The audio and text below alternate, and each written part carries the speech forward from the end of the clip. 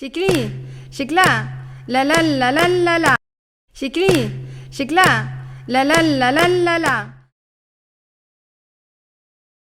Bienvenue dans notre exploration de l'histoire fascinante du fort Santiago Chicli, une forteresse emblématique qui a joué un rôle crucial dans l'histoire de Tunis.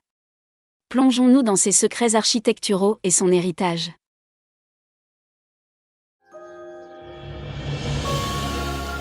Je vois que tu t'intéresses à ce livre, c'est bien ma petite Zora. Alors regarde là. Ah, regarde ça. Tu connais ça? Non.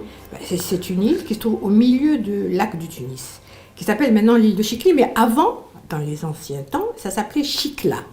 C'était construit par Charles Quint. Albert, c'était mon grand-père. Tu vois.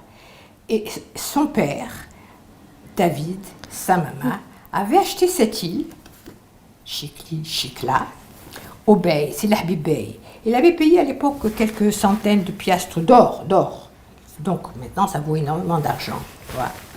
Et Albert, il profitait bien entendu de cette propriété que son père lui avait achetée et il amenait très souvent ses amis pour faire des pique-niques, comme tu peux constater. Là, c'est sur le bateau.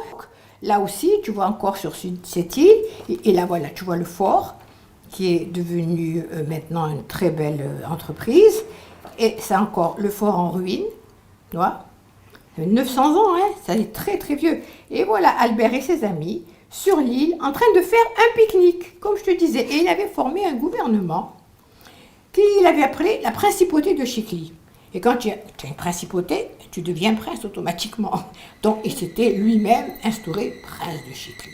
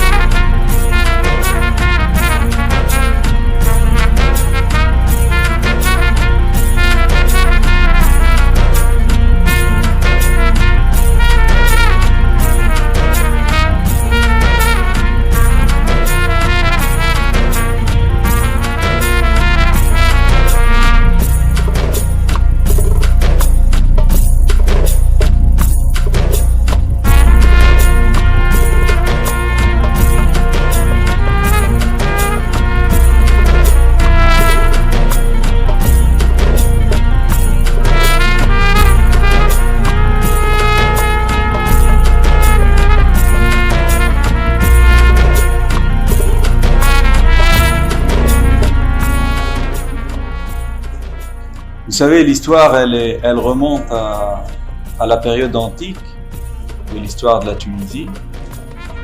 Le site a été fouillé lors des années 90 et ces études, ces fouilles archéologiques ont certifié la présence humaine à l'époque romaine et précisément le 5e et le 6e siècle. Il y a des traces qui dateraient de l'époque punique, mais on n'est pas scientifiquement sûr. Donc ça, c'est certain. Pour ce qui est visible, le fort en lui-même, c'est un fort qui a été édifié au milieu du XVIe siècle, à la première moitié du XVIe siècle, lors de la présence espagnole, lors des conflits entre l'Empire ottoman et les Espagnols. À cette époque-là du XVIe siècle, on s'est disputé pratiquement toutes les villes, et spécialement les comptoirs de l'époque, à l'époque du XVIe siècle. Donc, ce fort a été érigé à cette date-là, et c'est en fait un fortin qui est situé entre deux grandes installations militaires de cette époque-là du XVIe, très importantes, qui sont la Carraca de Halq el-Wed. Une partie existe encore à la Goulette et certainement vous avez passé devant, c'est un fort d'une très grande importance qui est un fort maritime, et aussi la Nova Arx qui on peut dire que c'est un fort où a été emmagasinée toute l'artillerie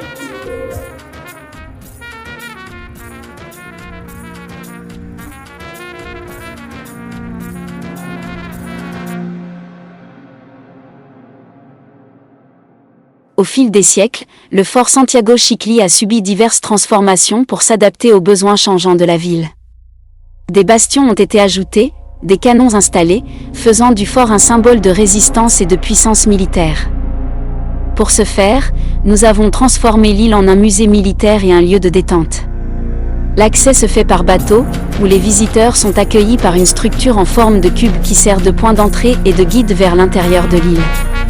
On peut également s'y rendre en vélo via la digue. Une fois à l'intérieur, les visiteurs découvrent une série de chambres où sont projetées des images illustrant l'histoire militaire de différentes époques, de l'ère carthaginoise à la période byzantine.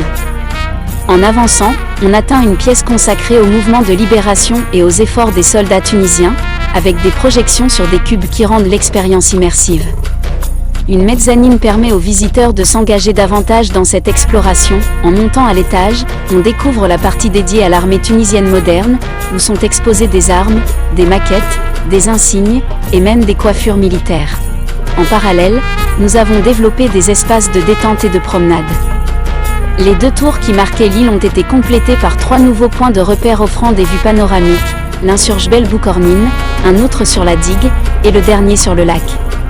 Ces structures, de forme cubique et en métal, contrastent avec les matériaux traditionnels de l'île, créant un effet.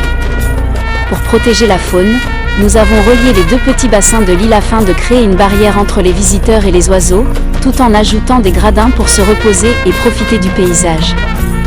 Notre objectif est de faire de Chiclí un lieu où l'histoire rencontre la détente, où l'on peut apprécier le passé tout en profitant d'une atmosphère moderne et conviviale.